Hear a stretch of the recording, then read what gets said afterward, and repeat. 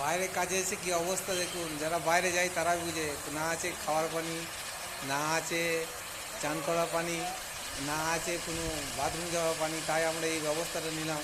এইটা আমরা রাস্তা থেকে অনেক লোক দেখছে এবং হাসছে। এটা দেখুন পানির কী অবস্থা। তাই একটা ম্যানহোল থেকে পানি বেরোচ্ছিলো, ওখান থেকে পাইপ গেছে।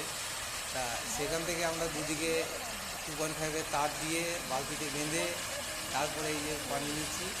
এই পানিটা আমাদের এখন চান করা হবে, তারপরে আমাদের এটা বাথরুম যাওয়া হবে, খাওয়ার পানি পড়া যাবে। পানি দুদিন ধরে ছিল না, তাই আমি বললাম একটা যুক্তি নিয়ে দেখি এটা হয় নাকি। তারপরে সফলতা পেলাম, দেখলাম হ্যাঁ এইভাবে এক বালতি করে বেশ পানি উঠছে। তো দুদিক দিয়ে ধরে চারজনও লাগছে। তা দেখুন কত সুন্দরভাবে পানিটা উঠে যাচ্ছে এবং অনেকজন দেখে হাসছে। তারা হাসলে কী হবে, আমাদের তো কষ্টের দিন, তারা কিন্তু হাসছে, হাসিরই ব্যাপার। রাস্তা দিয়ে অনেক লোক দেখতে পাচ্ছেন দাঁড়িয়ে আছে রাস্তাতে, আমাদের পানি তোলা দেখছে। তো দেখুন কীভাবে পানিটা ভরা হচ্ছে।